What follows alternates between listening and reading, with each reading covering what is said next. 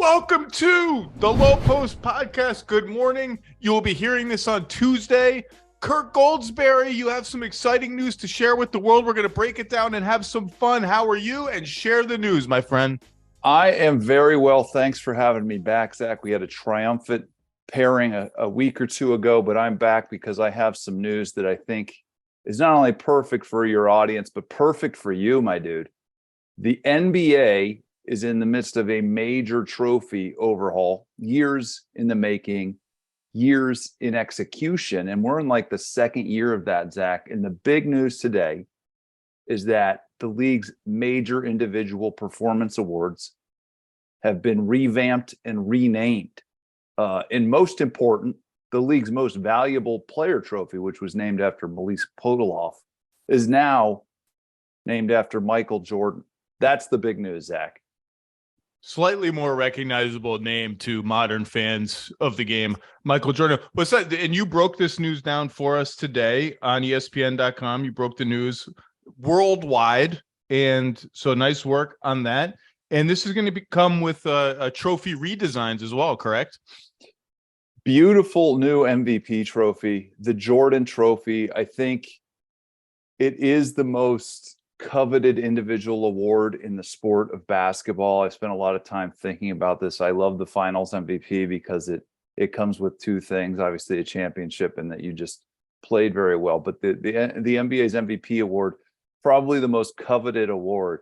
And so what happened was the NBA worked with Michael Jordan and the Jordan brand designer Mark Smith and an artist in Los Angeles named Victor Solomon to recreate from scratch a new MVP trophy named after Michael that would try to sort of give nods to his greatness, but also have this thematic element, Zach, that tried to capture what it takes to complete the journey from the NBA draft all the way through becoming the league's MVP.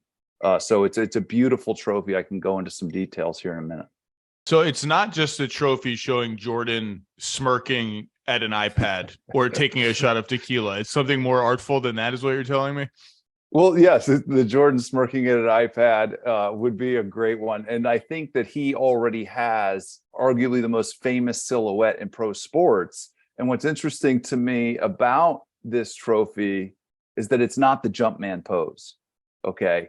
It is a more sort of artistic rendering of an NBA player, not Michael, extended vertically with his arm up, coming out of a raw, uneven ground, sort of a coarse ground, and becoming a more finely sculpted athlete as the sculpture reaches its pinnacle, reaching for a crystallized basketball that Zach, it has 23 points on this crystallized basketball. The statue itself is 23.6 inches tall as a nod to Michael's Jordan jersey number and his number of championships, not to LeBron's two jersey numbers, as one of my editors suggested, but to Michael's career accomplishments. So there's all sort of these little Easter eggs in the new trophy we're going to see today.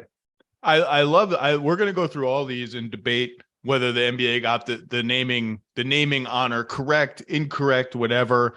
I love this. Is just could not be more up my alley as a lover of NBA and NBA history and all things basketball.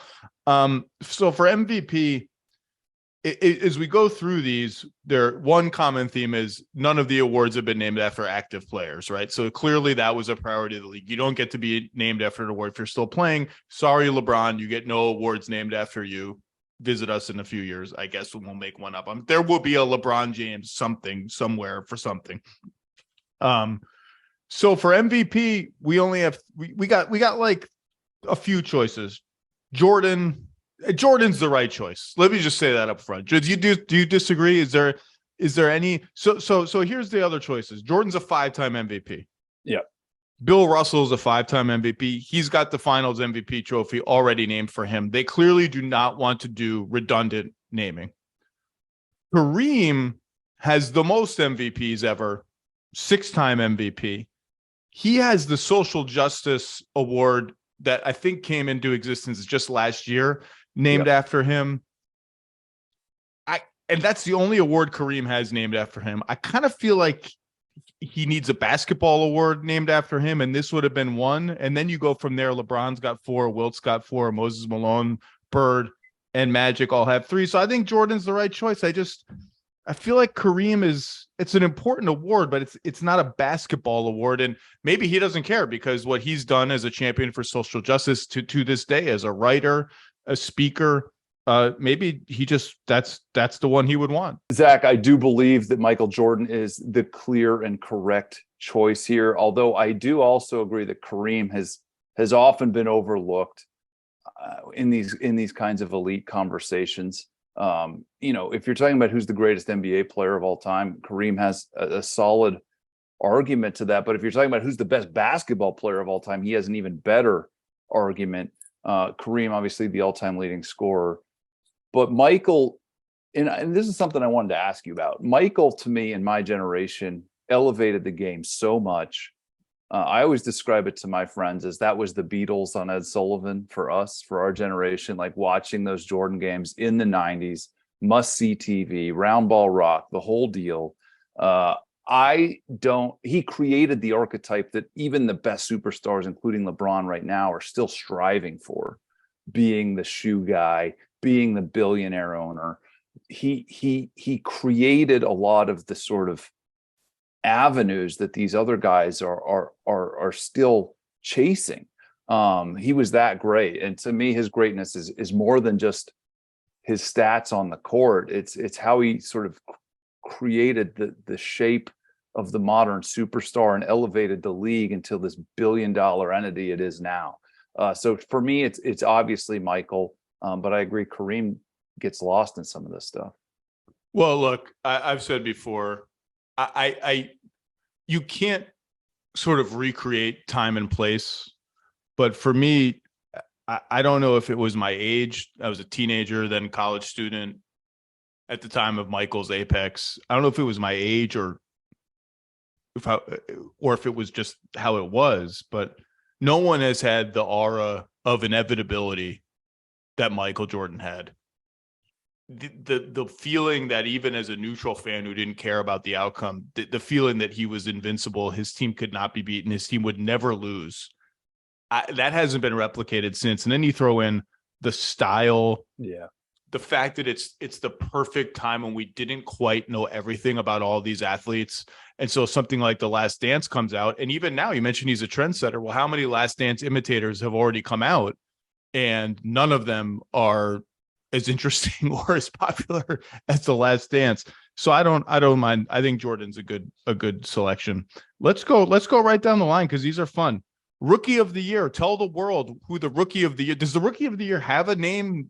Does it have a name that's now been scrapped, or was it just rookie of the year? And tell the world, who is it going to be now? It's going to be named after Wilt Chamberlain. I think this is the right choice because his stat line as a rookie, Zach, if you've looked this up, 37.6 points and 27.0 rebounds per game as a first-year player. Last I checked, that's like pretty good. All Wilt numbers, those are just like, did someone just make those up? Like, is someone just estimating 27 rebounds a game as a rookie? Okay. Yeah, like that's a lot in NBA Jam when there's only 2 players on each team getting rebounds. And this guy was doing it in a 10-person game as a first-year player. One of my favorite details of the new Wilt Trophy, and I should mention that these performance awards, with the exception of the Michael Jordan MVP, are all getting sort of a cohesive look. There's this crystal glass, hourglass shape with a golden form in the middle, meant to emblematically sort of signify something about the award or the player the award is being named after. In Wilt's case, it's that famous photograph that we can sometimes picture in our heads with him holding the 2 basketballs out in front of him. And so that's one of my favorites. But yeah, the rookie of the year is now going to be named after Wilt Chamberlain. Look, dude, it's impossible to argue with Wilt. Wilt needs an award named after him. You talked about Kareem being overlooked in sort of discussions about basketball history, and he's about to, ironically, he's going to receive his due finally because LeBron is going to pass him on the all-time scoring list. But yeah, the greatest of all time conversation is always LeBron, Jordan, and sort of everybody else. So maybe Kareem should be in there, and that's even leaving out the high school, the college, the fact that he was the best player in the world from teenage years on. The only rookie of the year arguments I have are not even arguments, because again, Wilt is Wilt. He deserves. I mean, if people want to read about, there's a great biography about Wilt Chamberlain. I'm looking on my bookshelf now. It's called Larger Than Life. Just any biography you can get about Wilt Chamberlain, the guy is just fantastically interesting. Just a couple other names. I want to give a little love to a couple other names. The year after Wilt won Rookie of the Year, Oscar Robertson waltzed into the league 30, 10, and 9.7, just missing a triple-double in his very first season in the league. I thought that would have been cool too, is if you're like, well, we can't pick what we got to pick something else. And the only other one I would say, well, there's two, one of which we're going to be very passionate about. Shaq, 23 and 14, walks into the league as a sensation, a sneaker sensation, a dunking sensation, a backboard smashing, stanchion tearing down sensation, a movie star. Few rookies have ever been that productive and captured the imagination of fans to that degree. And sort of similar production wise, not similar capturing the imagination of people wise. Tim Duncan, a 4-year college player, walked into the league 21 and 12, one of the 5 best defensive players in the NBA immediately, an MVP candidate, an all-star immediately. And you and I are going to be upset about this. We talked about Kareem having only one award named after him. We're going to get through this podcast. Rookie of the Year, 6th Man of the Year, Most Improved Player of the Year, Defensive Player of the Year, Clutch Shooter. I just spoiled something there. Tim Duncan's got nothing.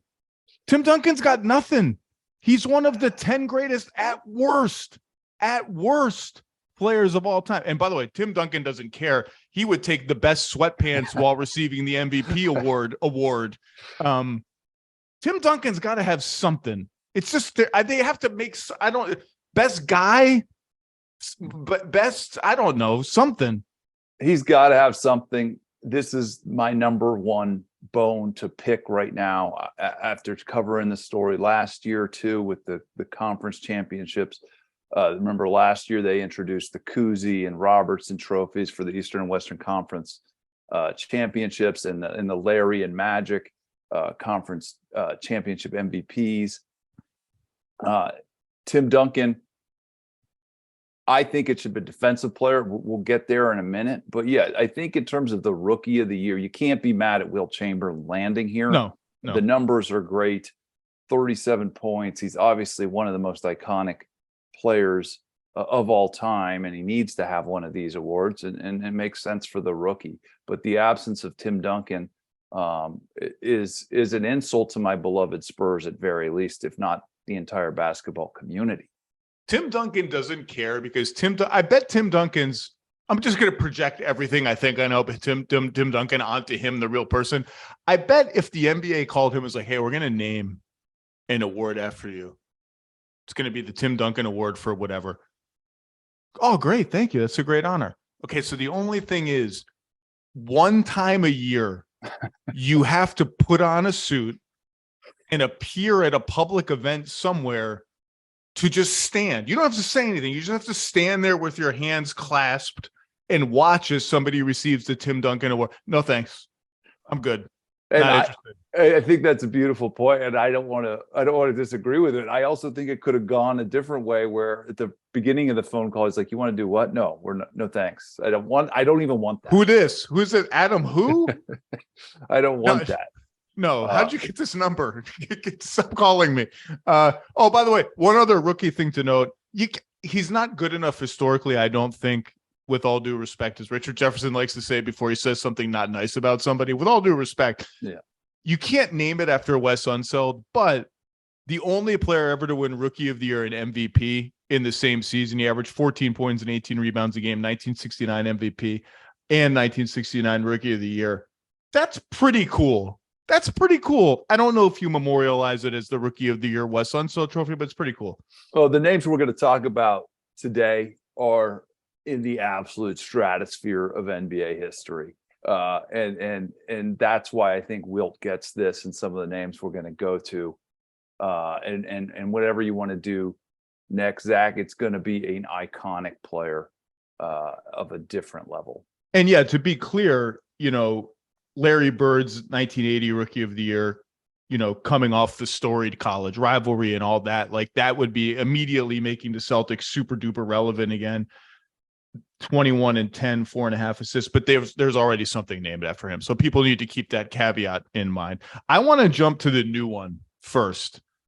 The NBA, this is a Pandora's box that I'm sure they're aware of the gate of hell that they're opening by doing this and are fine with it. But I'm already dreading all of the discourse around this award.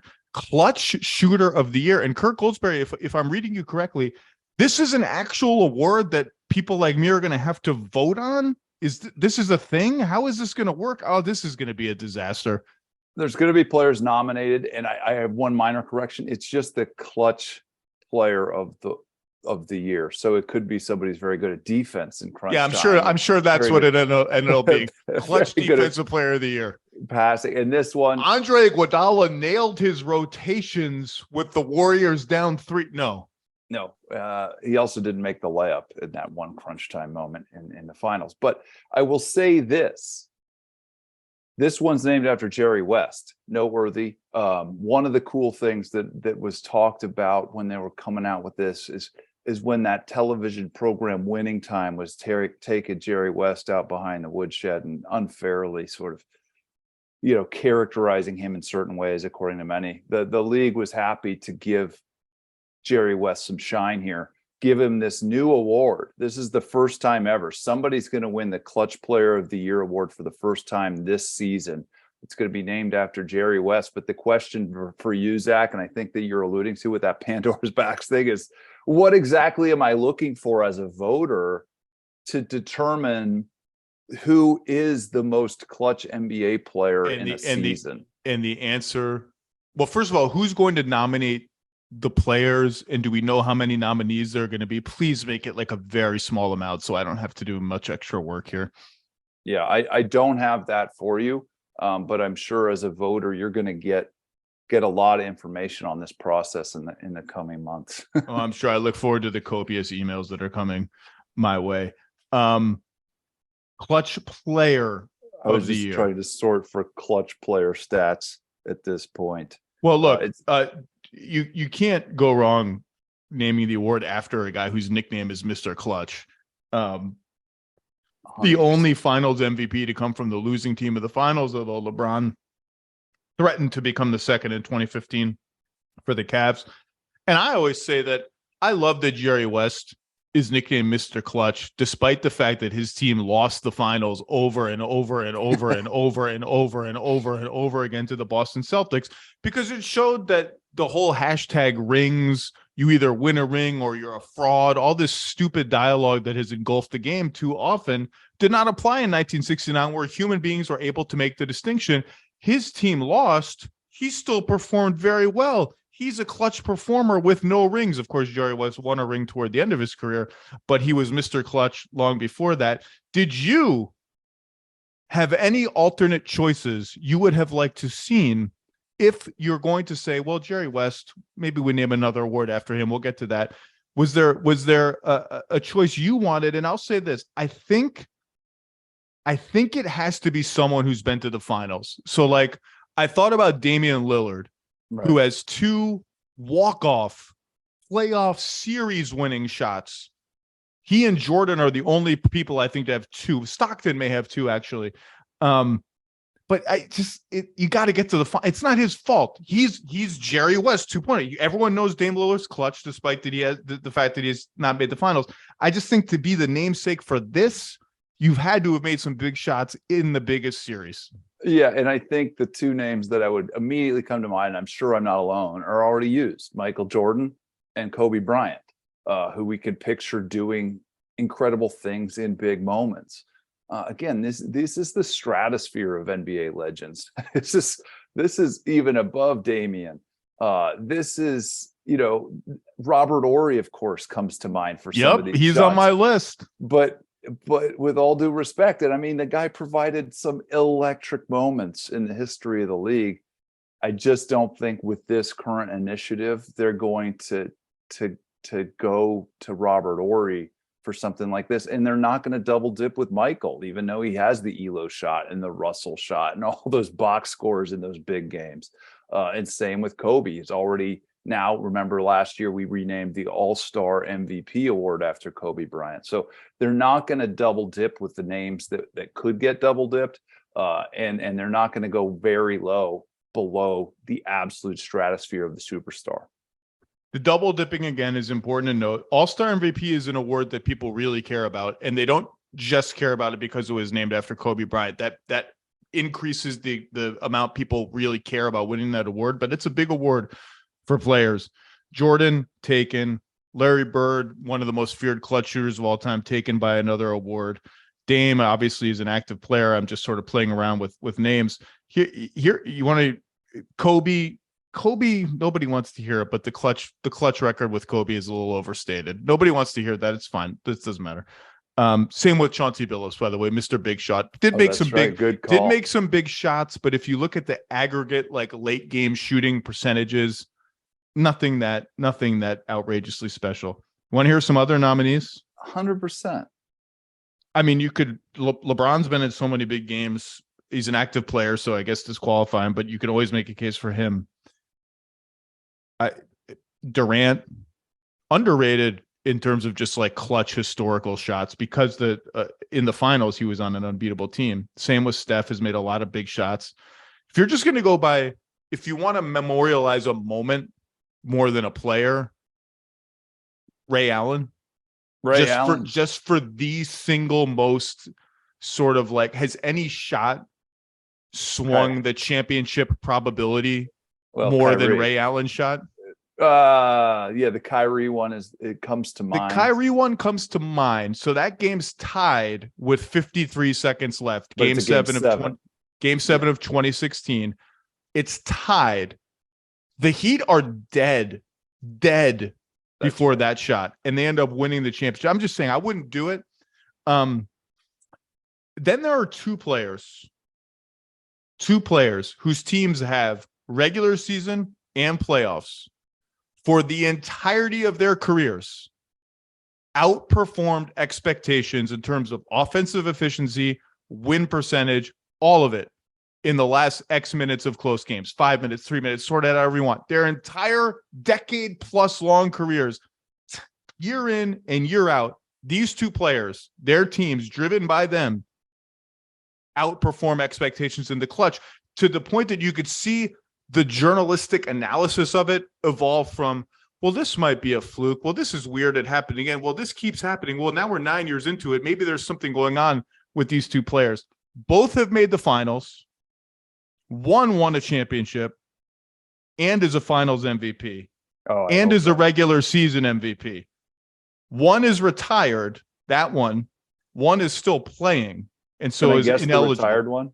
Yes. Is he from Germany? Yes.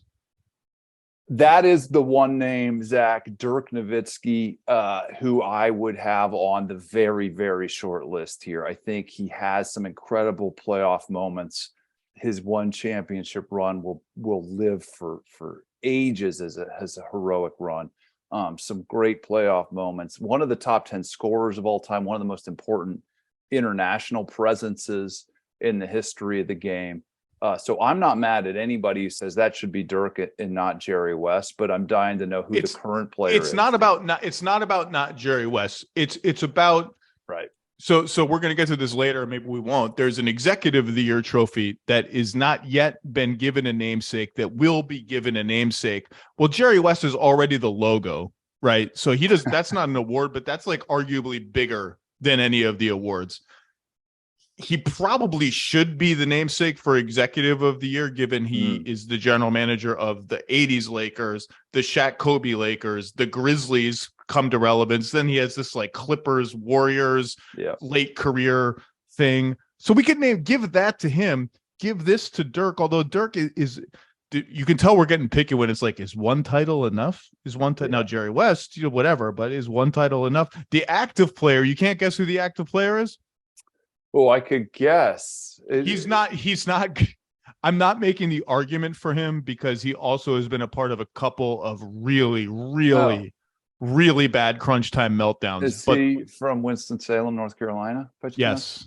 Okay. So yeah, I can guess Chris Paul. And I love Chris Paul as a player. We've brought up, and just to make sure the audience is aware, we've brought up a bunch of active players that are probably going to be honored in different capacities when the time has come, but it's clear that the NBA is not going to do this for active players.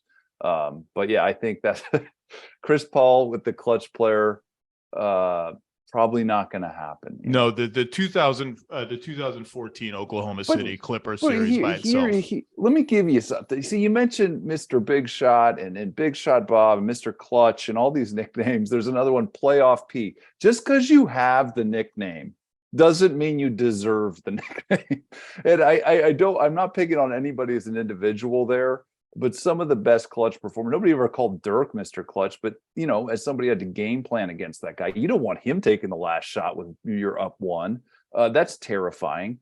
But he didn't have that nickname. So I think some of these nicknames are Mr. Clutch is a great nickname and probably deserves it. Okay. I've talked myself into Dirk. I think it should be Dirk. I'm flying by the seat of my pants. Let's do the one that made me let's do the one that will inspire the most debate.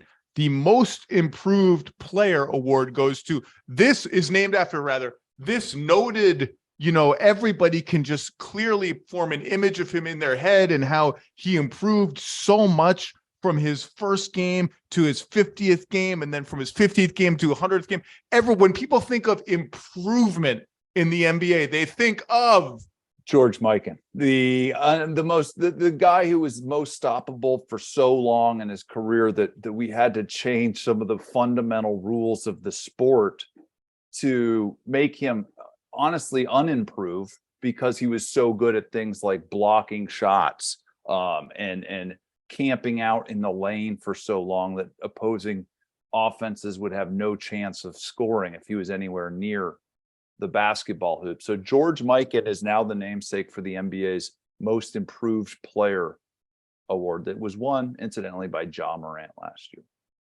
What is the reasoning?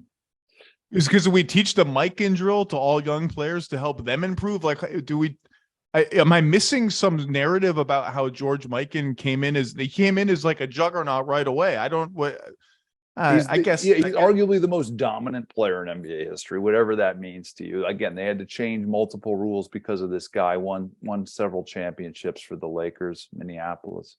But I do think it's very hard to take the league side here for a minute if you have the absolute top tier of historical legends in the sport. This particular award, Zach, most improved. Not a lot of these gentlemen had a lot to improve when they started their careers. I mean, they all did get better, to be fair to them, but not in the same way that like Desmond Bain or Shai Gilgeous-Alexander is exhibiting this season. These guys were fully formed, relatively speaking, from the time they came into the league.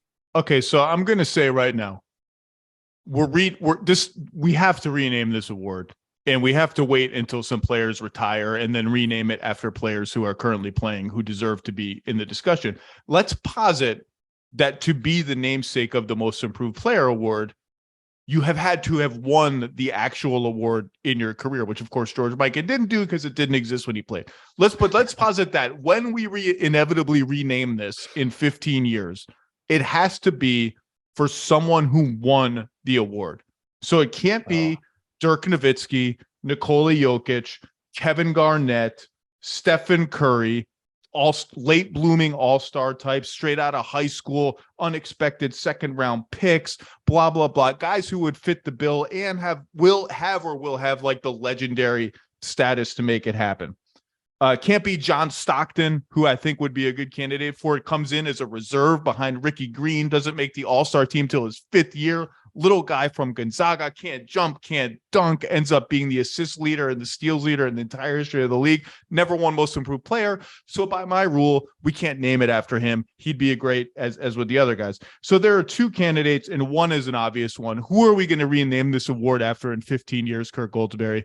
If your criterion of the individual having to already have won it is going to be used, for me, it's somebody from Athens, Greece here, the winner in 2016-17, who we all remember being sort of a flyer in the draft, a scrawny kid from Athens, hard to model statistically because of the league he was playing in.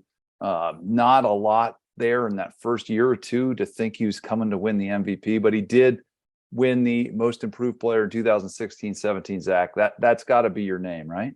Giannis Antetokounmpo. Rename it now. Start the paperwork. Get the new sculpture started. If you got to make a new sculpture, Giannis is the perfect honoree for our most improved player award. Comes in exactly what you just said. Total project, unknown, Greek minor leagues, comes in. People are like, well, what can he shoot? Does he know how to play? Can he dribble?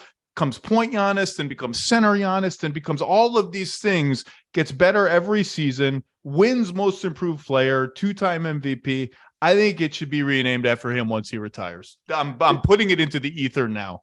Yeah, and he seems like a very, very important player in the modern NBA. Captures so much of what's going on, and already won the MVP twice. But yeah, I think so. George Mikan. Apologies to George Mikan is a massively important part of NBA history. I don't mean to scoff at that, and ABA history too. He's the commissioner of the ABA, massively important player. Brought the 3-point line to the ABA, which then came to the NBA. So George Mikan, nobody's questioning his impact on pro basketball. But I don't think he embodies the spirit of this award. I think that's your point, Zach. Like some of these other names who are currently active. By the way, John Morant could end up being just as good of a candidate down the road as Giannis, though, and he's going to have this win in 2021-22. Jimmy Butler, but I just think Giannis is going to be will be in a different stratosphere than Jimmy is. But he was the winner in 14-15, 2 years before Giannis won it. But if we're going to honor George Mikan, that's fine. Like, give him a trophy, give him an award for what he did to impact the game. He deserves it. Let's see. What do we got now? Let's do defensive player of the year. This is the one that makes me outraged. Really? Outraged? Well, Tim Duncan is the greatest defender of the 21st century. This is the one he should have got, in my opinion. This is the one that he's proud of. This is the one that the Spurs dynasty was built on the defensive end of the court, thanks to Tim Duncan. They were number one in defense, I think 6 of his 19 years. Number 2, a bunch of those. Most of the time they were number 1, 2, or 3 in his whole career. But the reason they won 50 games every year was Tim's defense. And he doesn't have like something as simple as the career block shot leader that I think Hakeem Olajuwon, who buried the lead here. This new award is named after the great Hakeem Olajuwon, another one of the most impactful and important players in league history. And we're not saying anything negative about Hakeem. But yes, I work for the Spurs for this. No, I'm very biased. And I think this one could have been named after Tim. But Hakeem is a worthy candidate himself. Zach, what are your thoughts? Well, Tim Duncan doesn't pass my criteria of, I think you have had to have won the annual award at some point to have the actual award named after you. And it's not his fault. It's the voters' fault. Right. Tim Duncan never won Defensive Player of the Year. That's one of the greatest just tragedies of the media voting era of these awards, in my opinion. No, I don't disagree, but by my own rules Yeah. that I just outlined for my fake most improved player renaming, I can't give it to Tim Duncan, even though he's on my list. Defensive Player of the Year did not exist until the early 80s, right? And Bill Russell, I think, would be the obvious pre-80s namesake for this, but he's got finals MVP already. So Hakeem Olajuwon, the king of the stocks, right? Like the big man who kind of stocks became a thing because he was the rare person who could get a bunch of steals and blocks.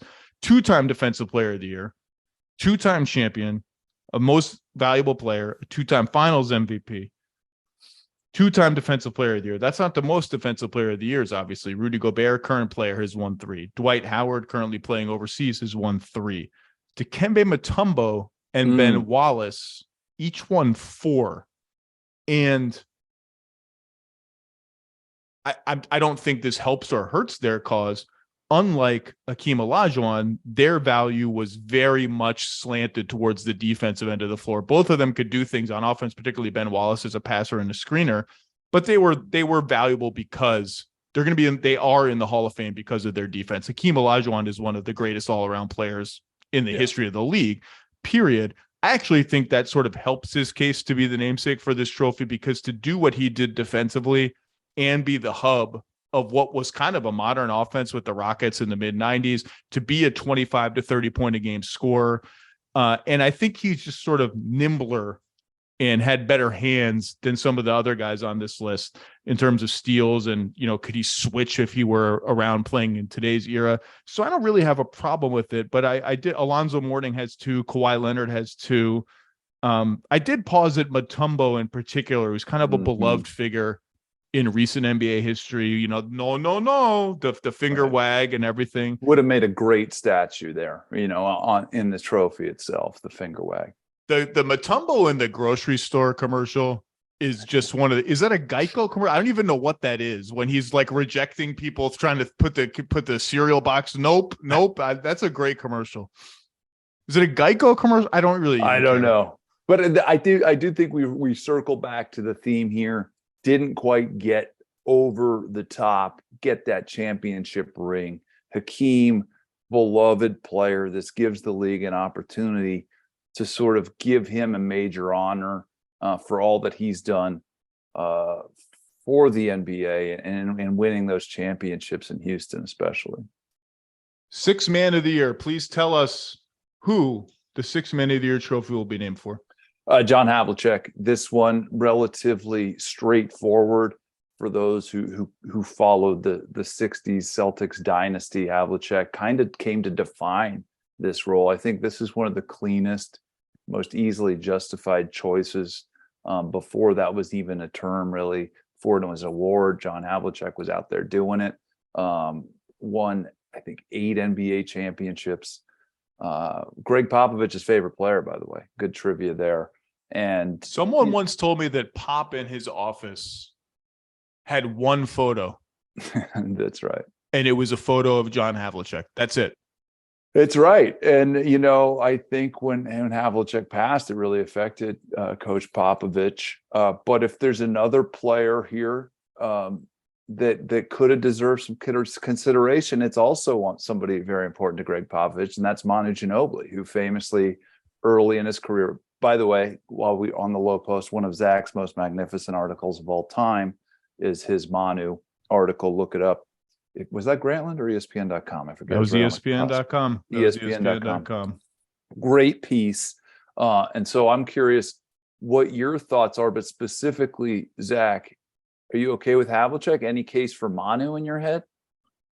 So it's funny. I had this fake criteria that you had to have won the individual award to be named after it. Well, that obviously doesn't apply if you played when the award did not exist. The Sixth Man of the Year award began in 1982-83. So Hondo, John Havlicek, could not have won it by definition. Manu only won it once, probably again a voter thing. Thank you for what you said about that Manu piece.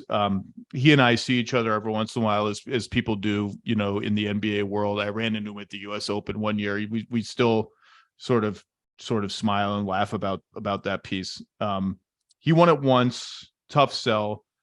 I think that's where I learned about the Pop Hondo photo thing was in reporting about Ginobili and how much Pop admired Havlicek for. I mean, sacrifice is not the right word, but for people care about, maybe not back then, but people care about being one of the first 5 on the floor. People care now about being announced before the game. It's a thing. You can say all you want. Well, it matters who finishes the game, not who starts. The players care. And so Pop always admired that Havlicek didn't care. It was like, I'll do what's best for the team. And that's what Manu did. And, Pop told me in writing that story, he said, I never told Manu this. I'm not sure I told anybody this, but when we came to Manu and asked him to come off the bench for the sake of the team, because we had Tony, Tim, Manu, we thought all three of them together, only one ball. We need someone off the bench, classic 6-man stuff. If Manu had said no, I wouldn't have made him do it. We would have kept him in the starting five out of respect for what he had done to that point and the kind of man he was. I never told Manu this, but if he had said no, he never would have been the 6-man. That's it. I'm fine with Havlicek, not only because of Havlicek being one of the best players ever and embracing that role, but because the Celtics sort of pioneered. Predating Havlicek was Frank Ramsey, the first great 6-man on the 60s title teams. McHale kind of inherited the Hondo legacy as the Celtics 6-man for some of the 80s. So I'm fine with. I think that's the right choice. The guys who have won it the most, of course, are Lou Williams and Jamal Crawford, both really great players, not quite of the historic stature of John Havlicek. So they've each won it 3 times. So I think that's the right choice.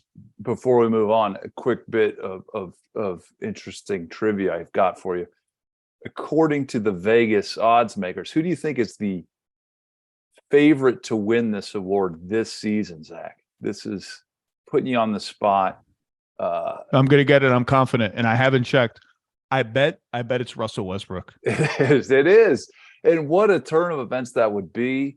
But we talked about players who graciously go to the bench. Westbrook, it didn't seem like he was that into it, but it might be a kind of move that helps this team get to a level that a lot of us didn't see early in the season. So that would kind of be a cool turn of events for the award and for Westbrook, in my opinion. I don't see it yet for Russ. I think he's playing okay. The passing has been really good. The turnovers are still too high. The shooting is what it is. But Christian Wood is kind of tailed off a little bit. Jordan Poole has been kind of, hot and cold. So maybe no one has really come out and seized it yet. Man, Brogdon, if he can last the season and he can stay healthy. I think Bobby Portis is just like a rock for Milwaukee. What did you see? You had some good notes about Bobby in your 10 things last week. Yeah, I was totally wrong about Bobby Portis. When the Bucks signed him, I remember saying all he wants to do is like get the ball, face up, jab step, shoot long twos, and call it a day. I thought he was kind of an empty calories player. That he had most recently been with the Knicks after kind of the Bulls thing didn't work out. There was the Wizards trade that didn't work out. The Knicks signed him. They had like 19 power forwards that year. It just didn't work there. And he came to Milwaukee and he still does that stuff, but they need it. And he does it when they need it. And beyond that, he's bought in defensively on the glass. He plays unselfishly. He plays with a toughness. He fits their, like, we're going to beat the crap out of you on the boards on both ends ethos. They don't win the finals. They don't win the title. Their first title since 1971.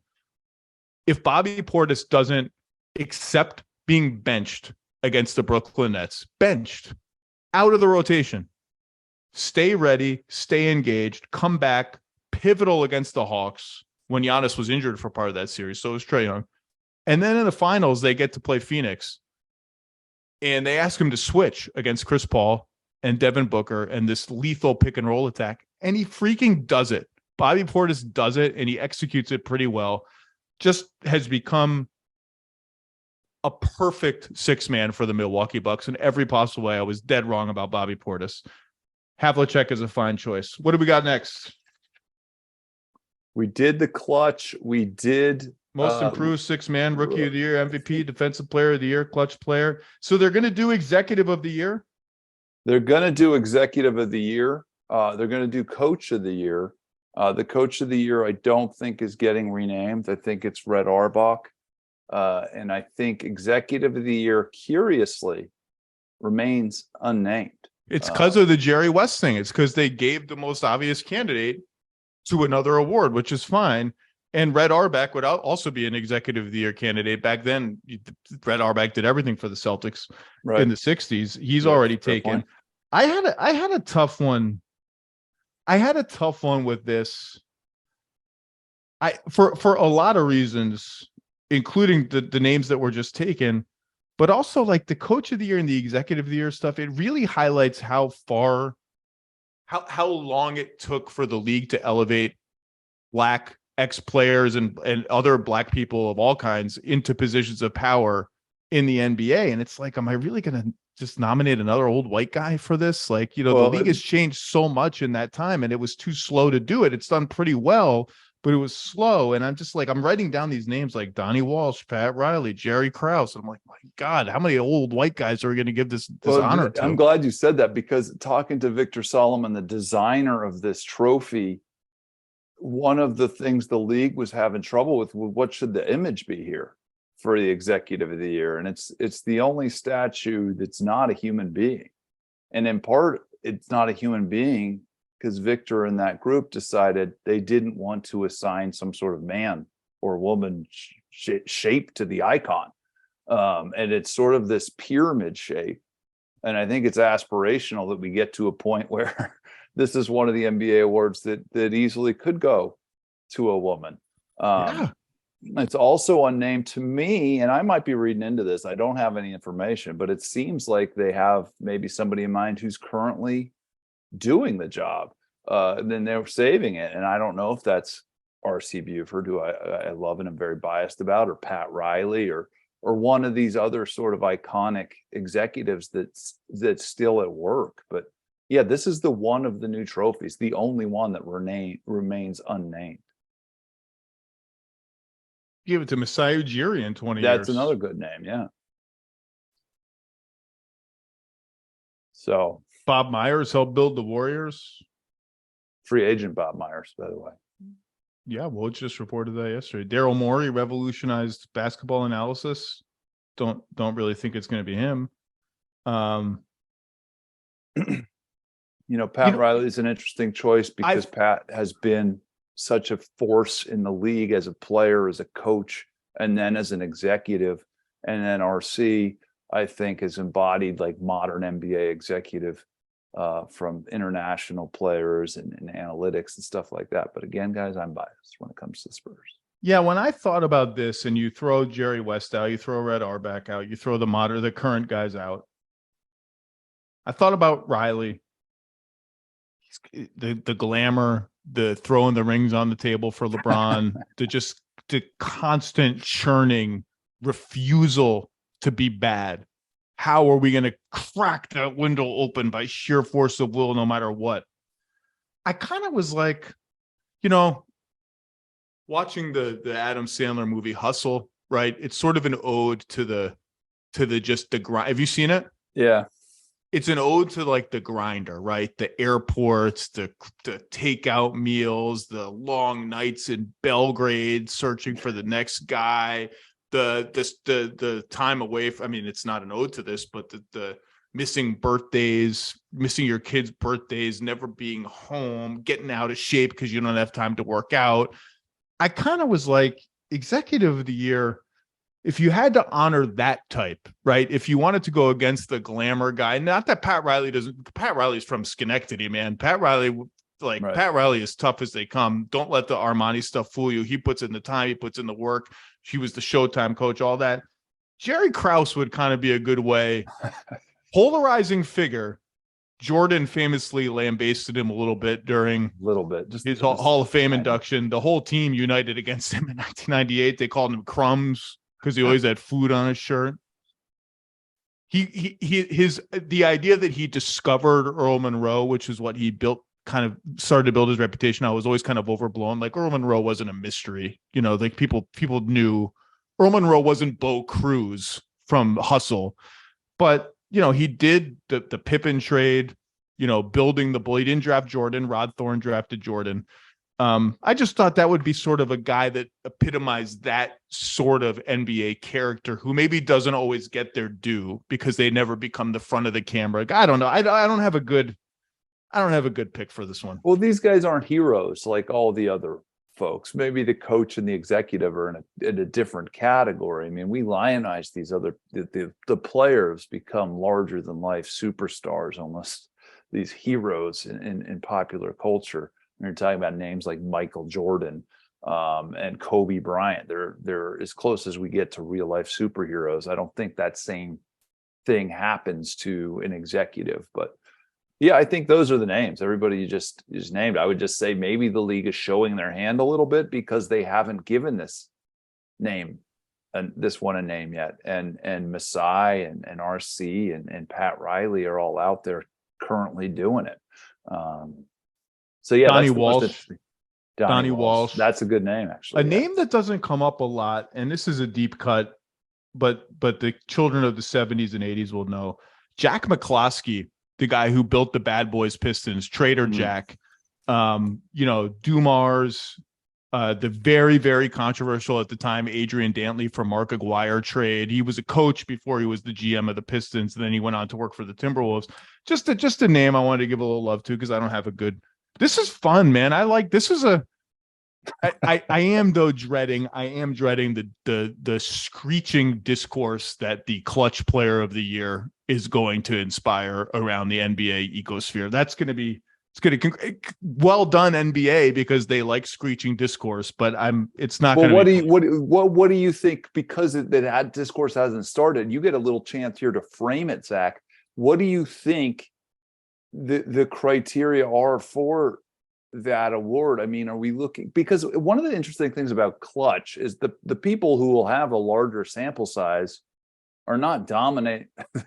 They're not like the 15 Warriors who are blowing everybody out every night. They have to be involved in these close games, like the Bulls or the Mavericks right now. It's kind of, well, like DeRozan probably would have won it last year, and justifiably so. Yeah, it's kind of like how last season the Celtics got to the end of the regular season and everyone was like, well, look, I mean, their crunch time stats really haven't improved because they haven't improved since January when they were a 500 team. It's like, yeah, because they just blew the shit out of everyone every single game. They didn't play any crunch time minutes. So Jason Tatum wouldn't have been a good candidate for this. It's a weird, I don't know. I just think that's a watch the games, check the numbers, get a good sense of who does what when. But isn't it just a couple of buzzer beaters like that's the DeMar vote you're referencing last year, right? He had that 1 week where I think he hit him at back-to-back. He had his clutch numbers top to bottom were pretty freaking good. In addition to the sort of landmark shots, Terry Rozier had a great clutch shooting year. I think it's also things should matter. Like, do they have to take you off the floor for defense? Like, that's a good point. Do you go offense, defense with this player late in games? Like, does that matter? Jokic had all those clutch blocks last year, even though people think of him as a defense. It's just sort of going to be one of those eye tests. I mean, you obviously can't give it to a player whose team was bad in the clutch, and they'd have to be so spectacularly amazing individually, and it's hard to be that and have a team with a bad record in the clutch. You can't give it to a player who barely played in the clutch. You can't give it to a player who shot like 10% in crunch time situations. So like, just pretend the Mavs have played a ton of close games, right? Just pretend they have a decent record in close games, a winning record, but Doncic shoots like 21%. I don't know if you can give it to him, even if he hits like 2 buzzer beaters. Can you? I don't know. It's going to be an interesting one. Doesn't this one demand a little bit of postseason before we vote for it? I know that's not what they're ever going to do, but it just seems like when we're talking about, like, Damian wouldn't have won it in either of those years. He had those legendary shots, probably. Maybe he would have, but in my head, he's the most clutch player currently playing for stuff that you've already alluded to happened in the postseason. Yeah. Same time. In the watch. Kirk Goldsberry, this is a lot of fun. Great job breaking the news. I love any excuse to talk about Jack McCloskey and Frank Ramsey and Robert Horry, and on and on and on. Good luck to the Croatian side, Zach. They're going to need it. They're going to need it. You got to go Brazil, Argentina, and maybe France. That's a tall order. One minute at a time. One game at a time, survive in advance. That's all you can do, Mr. Goldsberry. Thank you, sir. Thank you. Anytime, my guy. All right, let's welcome in live from New Orleans, home of the hottest team in the NBA, the flying, diving, fish snatching New Orleans Pelicans. Have you ever seen a pelican dive down and catch a fish, Andrew Lopez? How are you? I don't think I have, but if I did, it would probably be Jose Alvarado. Like I could just see him just diving into a lake, coming out, pulling a fish out with his teeth. Like, he seems like somebody who would do that. Look, a lot of people make fun of the Pelicans name. I think it's awesome. I think the history of it in the region is awesome. And if you've seen a pelican do some stuff in nature, they're kind of badass. You don't want to mess with, if you're a fish, I don't know what the pelicans, predatory rank is among birds and other species, but they do some pretty badass stuff. Andrew Lopez, the New Orleans Pelicans have won 7 in a row. They're first in the Western Conference. They have the 5th best offense in the NBA. And when you and I, many moons ago, previewed this team, both of us were very high on them. Both of us uttered the word 50 for the amount of wins that seemed plausible. That seems cute now, 50. Both of us said this should be a top 8 or better offense. Check. 3rd in defense, Andrew Lopez. 3rd in defense. The 2nd best point differential in the entire NBA, behind only the Boston Celtics. We'll talk about the fundamentals of that defense. Some of it is really solid. They might be getting a little lucky on opponent threes, but the rest is rock solid. Remember Andrew Lopez preseason, when I had John Hollinger on before the season and we made our awards predictions, I picked Willie Green for Coach of the Year. And you know what I said when I picked him? I said, I could see there being some, the Pelicans are the 5th seed buzz in Willie Green's favor. 5th seed. Yeah. Right now, they are not thinking 5th seed right now. I promise you that. They're the 1st seed, and they are windmill dunking on everyone's faces. So let's start there. Suns, Pelicans. Okay. Let's have 50 more of these games. Do you have any strong takes on the Zion last-second windmill from hell? So it really goes back 2 plays before that. It's a 7-point game. CJ gets a rebound. Throws it out to Larry Nance. The clock is right at 24. You probably could dribble it out right there, but 7 points, you don't know what they're going to do. In fact, on Sunday, they fouled with a 7-point lead. So, okay, Larry Nance lays it up. Everybody thinks, okay, 9-point game, game's over. Cam Payne takes the ball. Looks like he's going to dribble it out. Chris Paul calls for the ball. I want the ball. Give it to me. With 10 seconds left, whatever it is, tries to draw a foul on Z. They don't call a flop. Goes in for a layup, misses the layup. At that point, if you're trying to score when the shot clock's off, I'm going to score when the shot clock's off. DeAndre Ayton put it best, I think. Look, I know Z came out, that's out of character for me. No. DeAndre Ayton put it best. Look, it's his home court. They're putting a show on for the fans. Do whatever you want. As Z put it, look, they kicked us out the playoffs. We're having some fun tonight. So, then the dust-up starts with, I know this is going to surprise everybody, but Chris Paul and Jose Alvarado. This is the best. This everything about this is the best. Chris Paul's disdain for Jose Alvarado.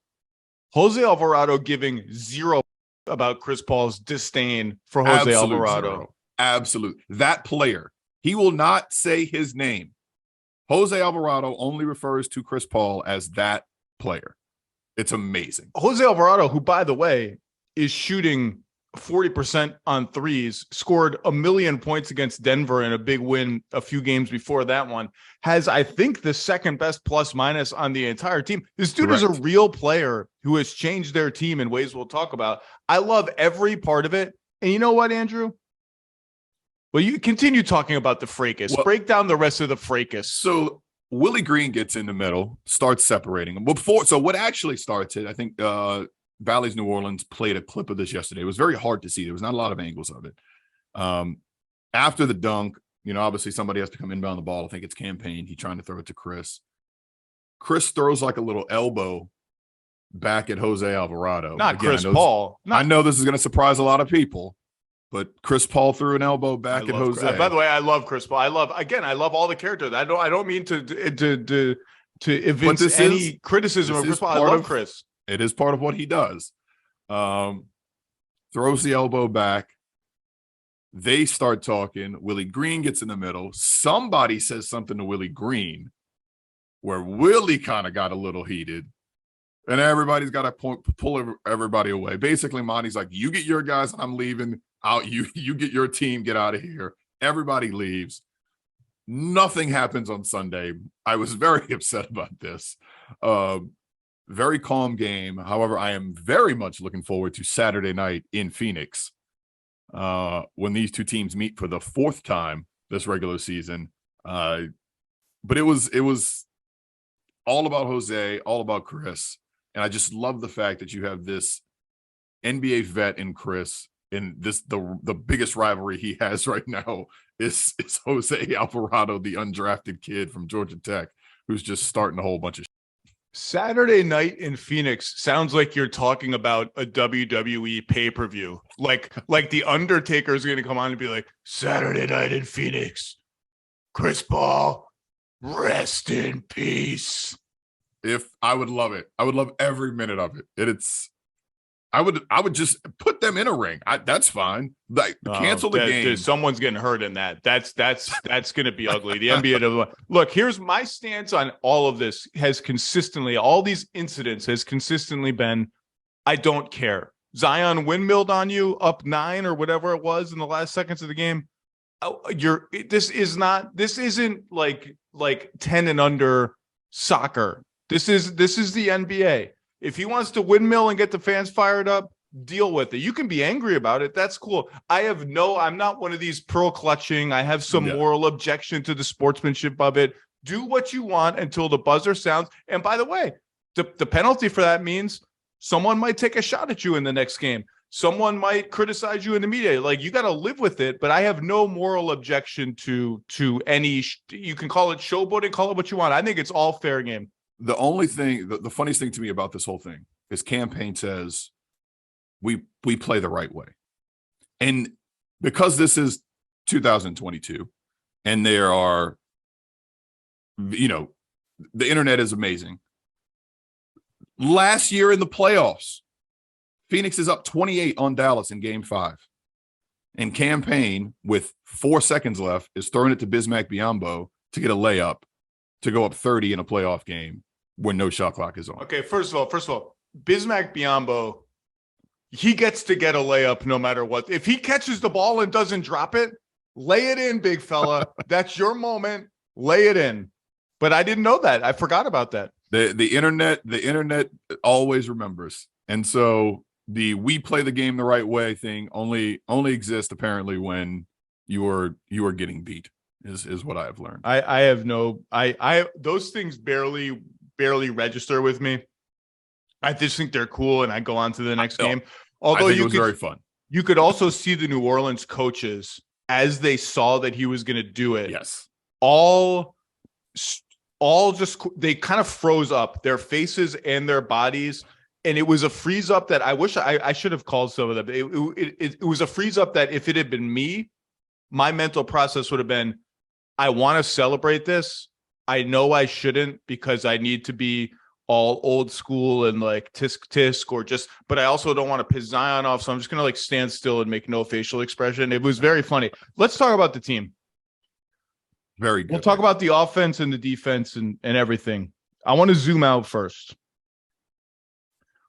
As one does, as I've been thinking about the Pelicans, and we all know all the trade assets they have. They got everything. They got everything from the Lakers, Bucks stuff, Bucks picks, their own young players, all of whom are good.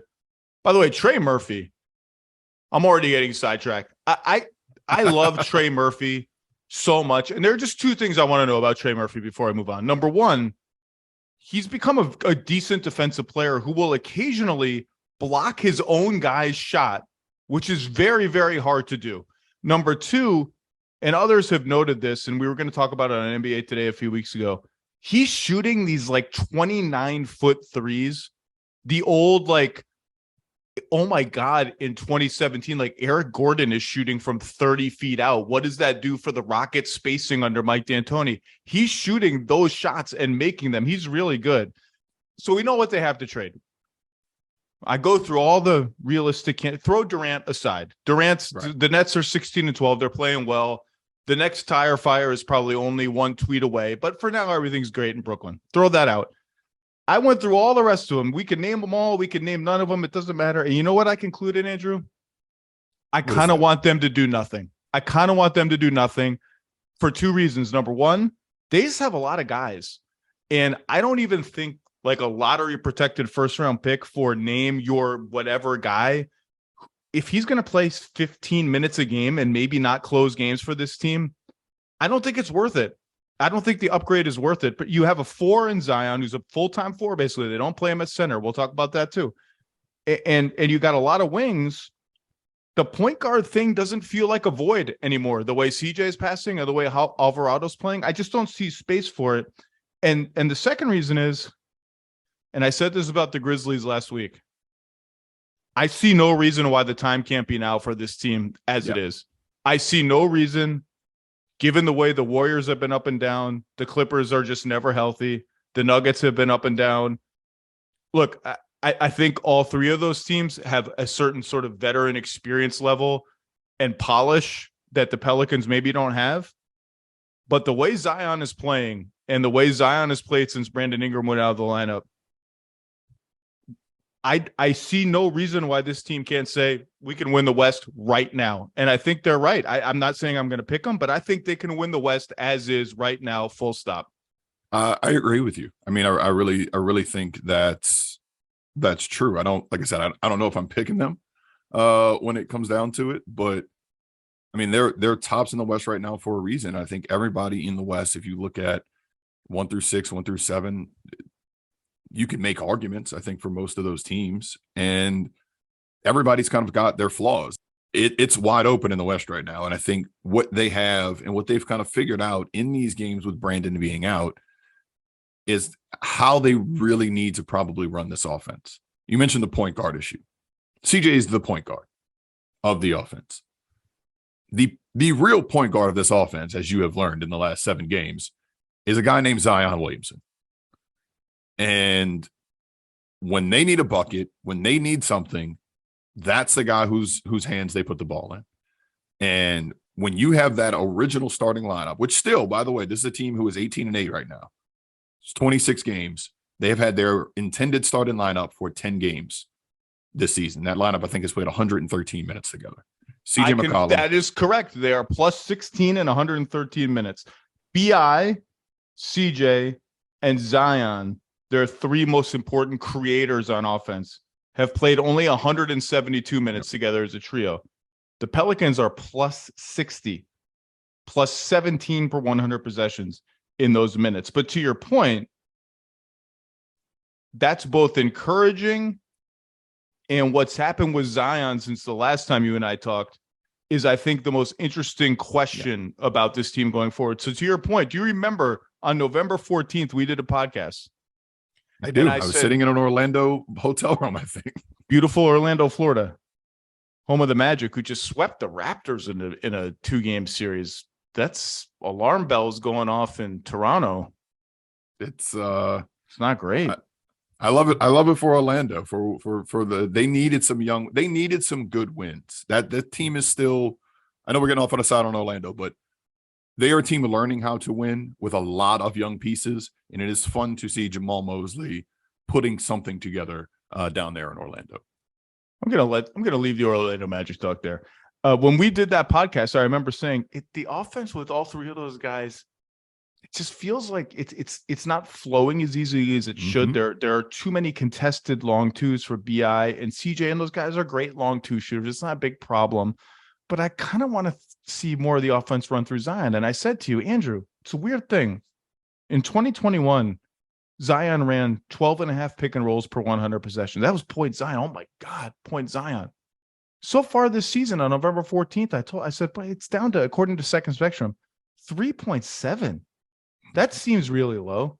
You want to know what it is? And you said on that podcast, stay tuned, because that's about to change, even before BI got hurt. You want to know what that number is since November 14th? What is it now?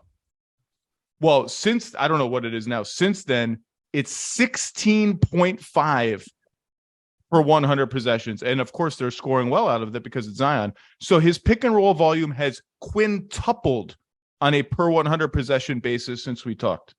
His isolations, ready? On November 14th, 8 per 100 possessions. Since November 14th, 16.7 per 100 possessions. And conversely, his post-ups are down. His screening and pick and rolls is down. I think that will have to come up when BI comes back as a way to sort of get that cooperative offense going. But I think with Ingram gone, it's now incumbent on Brandon and the coaching staff to fit him in an offense that is now about Zion Williamson first and foremost with the ball. That doesn't mean Zion Williamson becomes James Harden or Luka Doncic.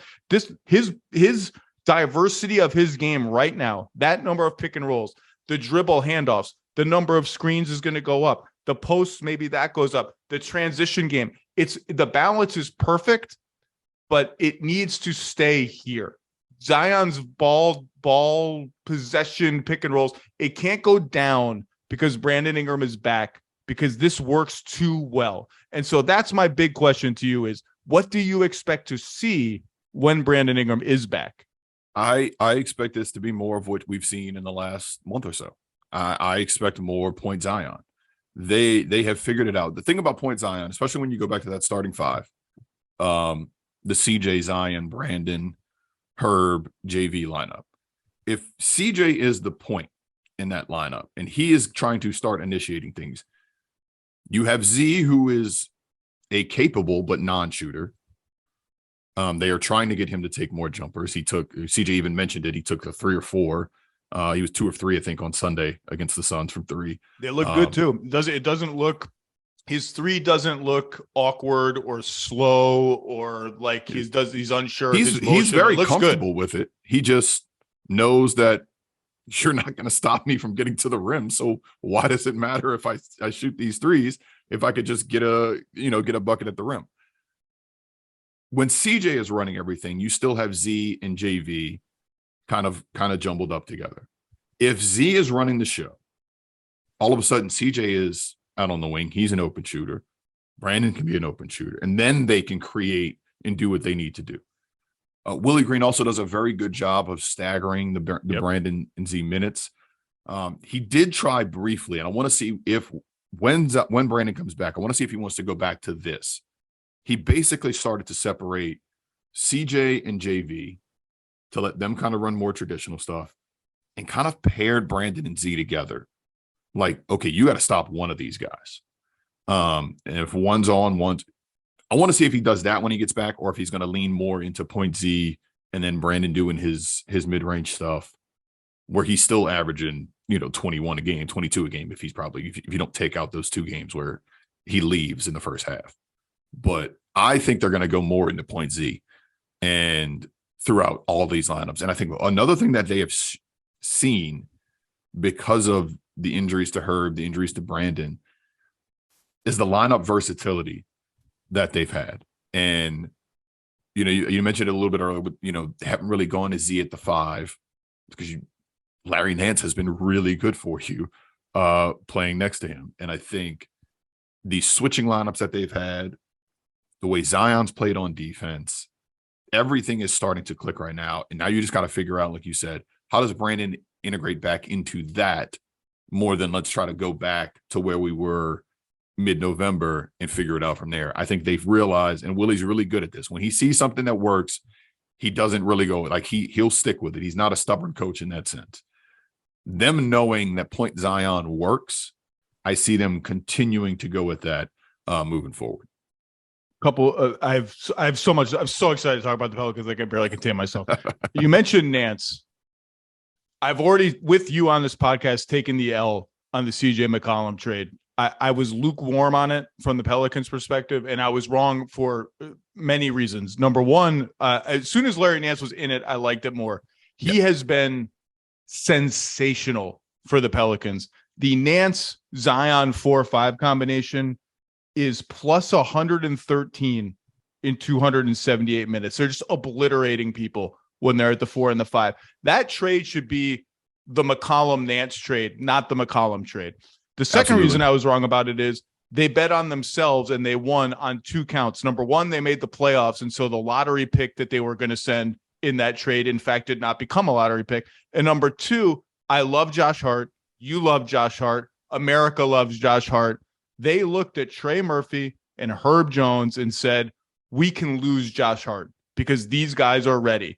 And they were absolutely right. And I don't, okay. Then you mentioned Jonas Valanciunas and spacing. And that leads me to Miles Turner. If there is something to be, I don't say concerned is not the right word. If you're looking at how can this team get better, there are two things that jump out. Number one is they take the third fewest threes in the NBA. And number two is teams are shooting an enormous percentage at the rim. The Pelicans are allowing the second highest field goal percentage at the rim. And then you throw in the fact that, well, JV is a post player, Zion needs to play on the interior, blah, blah. That's where the Miles Turner infatuation comes in. And these teams they've made eyes at each other from across the high school cafeteria over the years, like a half decade now, since Zion existed in the NBA. They've made eyes at each other. And you know what? I get it. I think it would definitely be interesting. And it's worth, if you're telling me like I can get him for a lottery protected first round pick in JV, I got to have a meeting about it. I got to think about it. And you know what, Andrew? I kind of don't want them to do it. And I don't want them to do it for a number of reasons. Number one is I like the fact that they have we can beat the shit out of you gear with JV.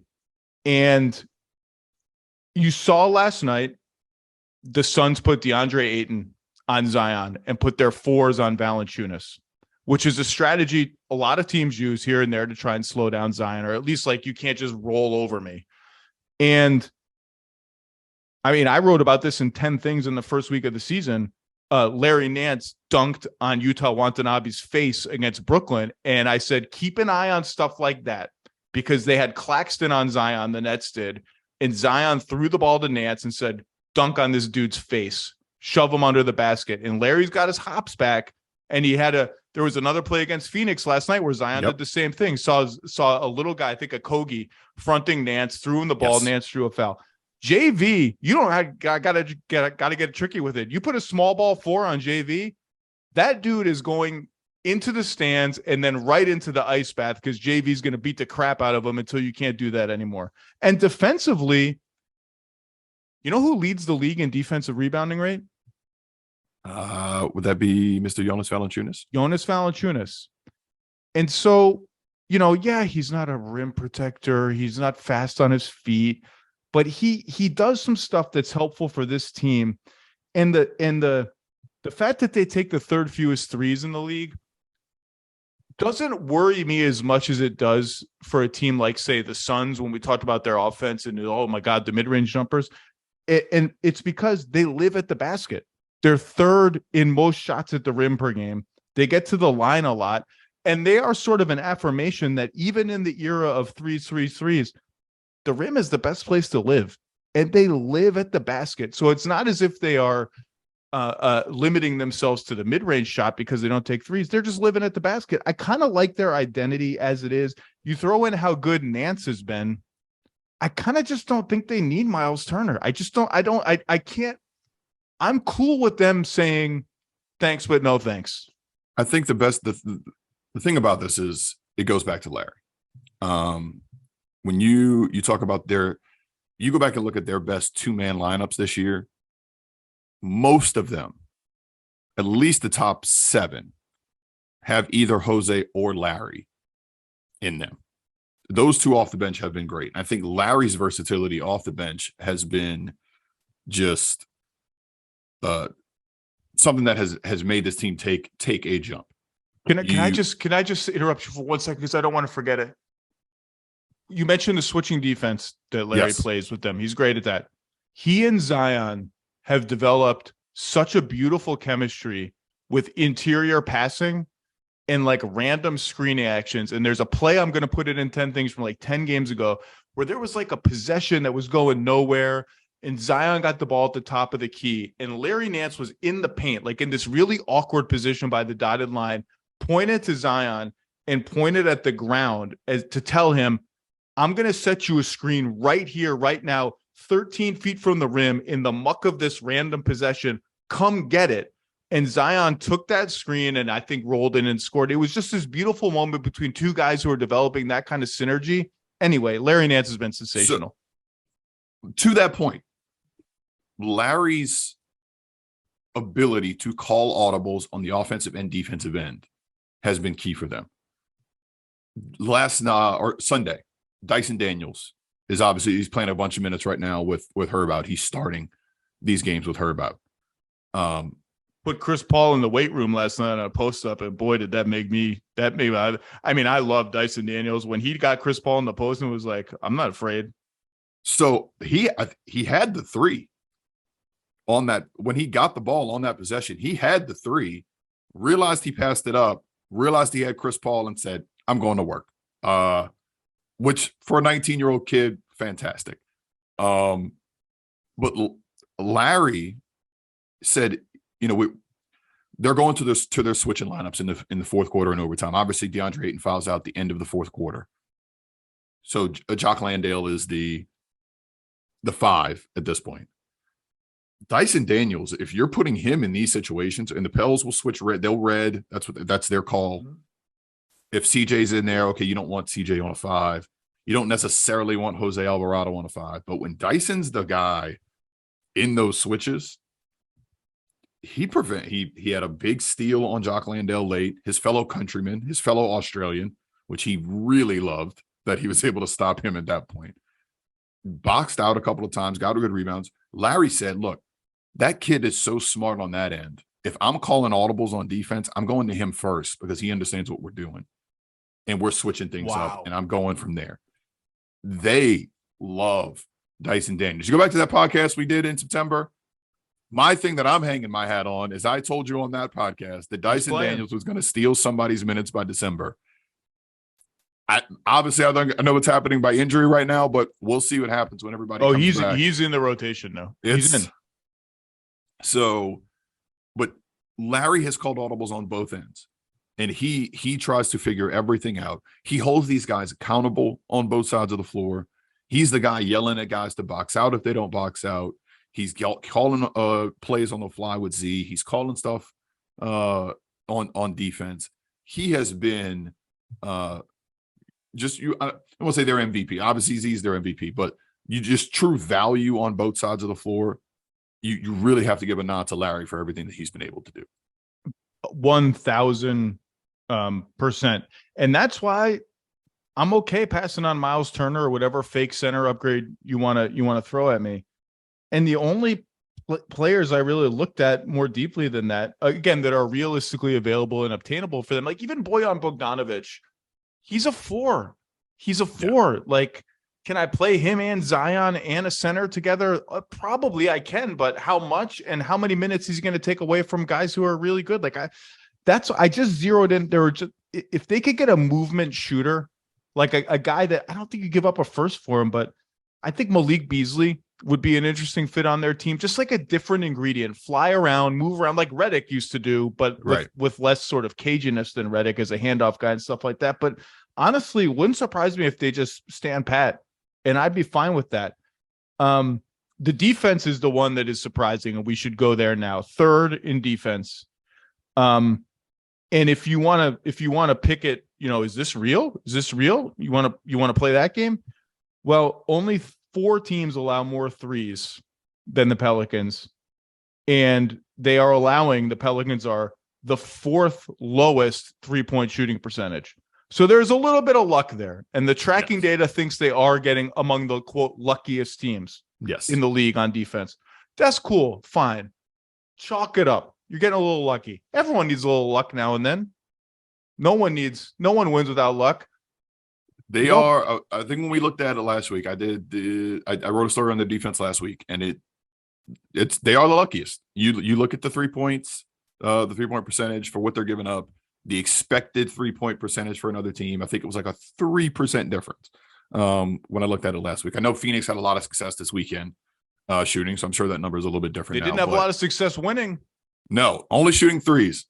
First time in Pels history, they allowed a team to make 22 threes and still won the game. So they were, I think, happy about that one. Look, you don't get anywhere in life without a little luck. You don't get anywhere in the NBA without a little luck. You know what else you don't do?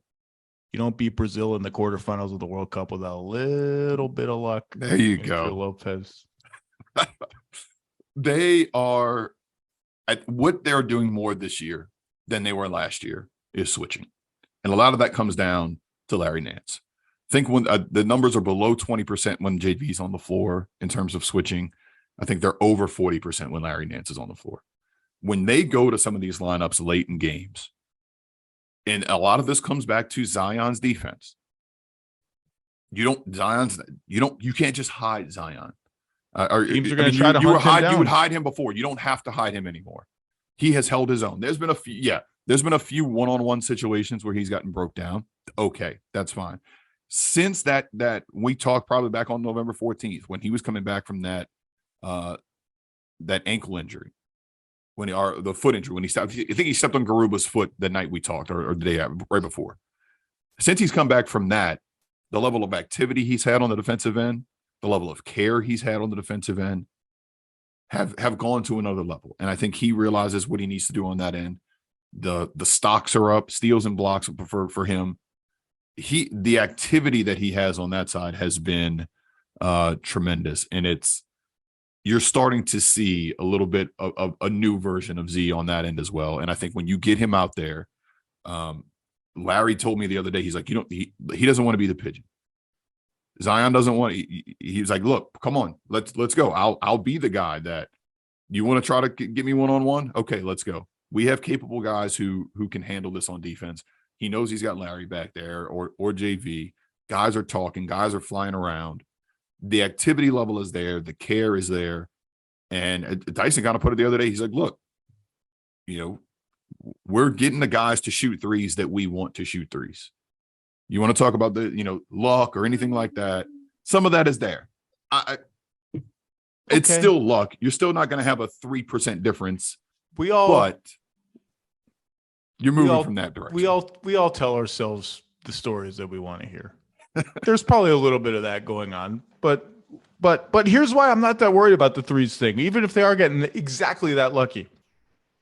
4th lowest opponent free throw rate, 7th highest opponent turnover rate, top 10 in defensive rebounding. Fundamentals, rock solid. Not beating ourselves, not giving you easy chances. They should actually be a better rebounding team than they are. Zion should be a better defensive rebounder than he is, but we're not giving you anything, and we're taking the ball away from you. And every time I watch them, man, I'm like, and this is Nance. Nance might not be a rim protector, although he can get you with verticality every once in a while. But he's good at going vertical and horizontal at the same time with his arms. Like he'll go up and then get in the passing over the other one. They're getting their hands on everything. And sure enough, I looked it up. They're number 2 in deflections, behind only Toronto, which is like a deflection machine. And the same kind of almost the inverse of what we talked about, rim versus threes on offense, is happening on defense. They might give up a lot of threes. They don't give up a lot of shots at the basket. Only 7 teams allow fewer shots at the basket. Part of that is switching.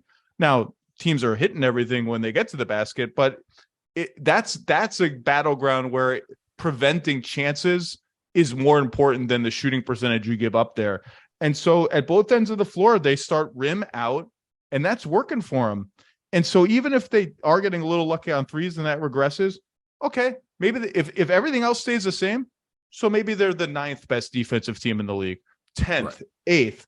That's still plenty good enough because the offense is completely legit. And when they get Ingram back and they figure out the right balance, the right staggering, the right distribution of plays, the right chemistry, this is a top 5 offense, full stop, easily. And I think this is real. I think this is real enough that they don't have to do anything. And it just feels like a perfect storm is happening there, with every move they make is turned to gold, from CJ and Nance to Jose Alvarado to Dyson Daniels. And by the way, you mentioned Z at the 5, Zion at the 5. They haven't needed to do that. They clearly don't want to do it. Defensively, their center play has been too good. Short-term, medium-term, long-term, it's something they're going to have to explore. And you look at the guys they have: Daniels, Ingram, Murphy, Jones, throw in Najee Marshall. They have the wings to build out that lineup already and switch up. Like, you can't switch everything, like you said, with CJ or Devontae Graham at the 1.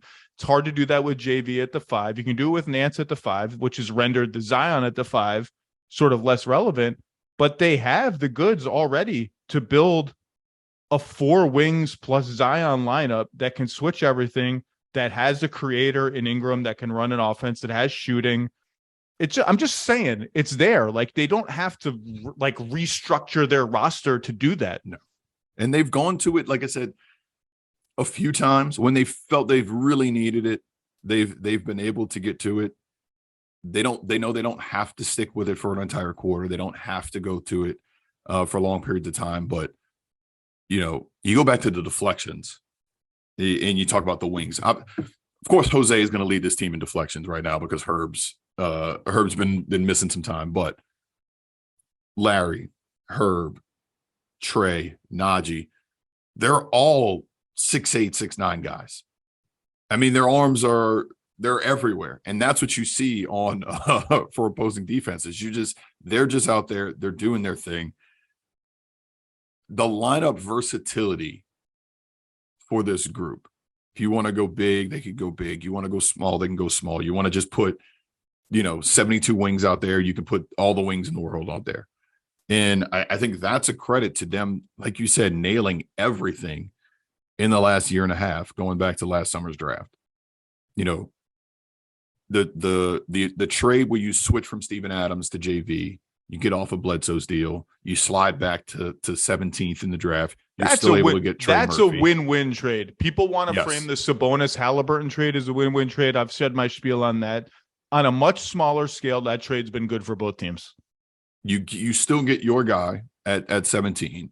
You pick up Herb at 35. You get Jose as an undrafted guy. All 3 of those guys develop. We're even in March. Trey Murphy's not even playing in March. I mean, Trey Murphy went down to the G League in February, March last year, and then is a month later is hitting threes in against the Clippers to send you to the playoffs. Now all 3 are playing huge minutes this year when healthy. That's a credit to player development. You nailed the again, as you said, the CJ Larry Nance trade. It's not just the CJ trade anymore. Everything has kind of gone right, and I think that has put you in a position where being first in the West is sustainable. And I go back to something Zion said last night, I go back to something Zion said the other night. Being in first place in the West may not be a thing to everybody, especially this early in the season. It means something to us. And I think those guys in that locker room, they care about it right now. They want to sustain this. They feel it is sustainable. I think we agree it is probably sustainable if they continue to play this way. But they want to play for this. I think coming into the season, their goal was probably, look, we were a playing team last year. That's behind us. I don't think their goal was just top 6. Let's not make the play-in. Their goal was home court, probably even top 3. I think that's where they're at, and I think that's where they can stay right now. And they want to keep, obviously they want to keep number 1, but they feel really good about their chances. And obviously, there's just nothing anybody can do with Zion. No. just nothing. No. There was a 2-possession sequence last night against Phoenix. We're recording this on Monday afternoon, where they had Ayton on him. So Zion ran a 4-5 pick and roll with Zion and JV. And, well, the Suns were like, oh, shit, we don't want to switch that. DA get under. DA got under the screen. The only problem is Zion beat him to the spot by like 2 steps and just sort of bodied him up, laid the ball in. Next possession or 2 possessions later, Phoenix was like, well, that didn't work. Let's switch. Switch Dario Saric onto Zion. Zion backed the ball out. I wish I could have seen his face, because he would have just been like, are you ready, Dario? You ready for what's about to happen to you? And just drove right into him. Dario like fell over and Zion laid the ball in. And you could see the Suns be like, well, what the hell are we supposed to do? There's just nothing you can do with this guy in the paint right now. The two plays in the last 2 weeks that have really kind of stood out for me Z-wise. When they played Denver, they just decided we're going 4-5 pick and roll. And we're putting Jokic on Z every time. And they ran that probably 4, 5, 6, 7 straight times before Denver had to make a switch. But that's what we're going to do. We're going to make Jokic play D. They went at it several times. in the Phoenix game on Sunday, he's driving to his left because it's Ayton's on him. Chris Paul is closing out. And he basically, I think he's more in line with Chris Paul. Ayton's trying to help. And he hits a spin move that gets by both of them at the same time. And just finger rolls it at the rim. He's a tornado. The thing is a tornado. Ayton is outside of the paint, and he gets just one spin, gets around both of them at the same time. It's one of those plays. When you watch him, I know there's a saying in baseball, like, you know, you can go to a baseball game and you may see something you've never seen in your life. That's how I feel when I watch Zion Williamson play basketball. Well, there's stuff that he will do that's just going to blow your mind every game. He's unselfish too, and that's one of the things. One of my favorite plays from last night against Phoenix was he gets a strip on defense. Then there's a run out, and it's a 2-on-1 with him and CJ. Someone outlets it to Zion on the right wing. And so many times on these plays, the guy who gets the strip, which is Zion, feels entitled to go down and finish the play on the other end. The ball does not touch the floor. It hits Zion's hands. He whips a pass right away to CJ McCollum, who dunks it. CJ McCollum got up and dunked it with two hands. CJ. I know Basketball Reference says that was his second dunk of the year. I think Synergy says it was first. I don't remember another one. Look, the bench reacted more to that and got more hyped for that dunk than they did for the 360 windmill on Friday night. Well, because CJ ain't going to get up there. That union president CJ ain't going to get up there much. But that play, it's a silly little thing. But that's the play. That's the kind of play that happens on teams with good cultures. And it's the kind of play that makes the culture even better. When the best player is like, yeah, I got to steal. I'm making the right play. You get to dunk it. We get to hype you up. This team has something going. And look, it's a little early to say Zion is like top 3 MVP, top 4, the Tatum, Curry, Luka, Durant, Embiid, Jokic, Giannis stratosphere is going to be hard to crack. But he's gotten to the table. And like I said, those other teams in the West, the veteran teams will surge, but they've already reached the point where those teams don't want anything to do with New Orleans. And this team has a chance now, and I can't claim to have expected that. I thought they could be a top 6 team. This is something I didn't see coming. Andrew Lopez, you're going to be on hand to document all of it. Thank you for a little time today, and enjoy the coming Pelicans little road jaunt around the Western Conference. And if you see anything afoot on Saturday night in Phoenix, just be ready to document. I want to hear every angle of any fracas that happens. I want to hear it from you. I will still be thawing out probably at that point, since I will spend 5 days in Salt Lake City. So once I am unfrozen, I will let you know how things go Saturday night in Phoenix. Andrew Lopez, thank you, sir. Thank you.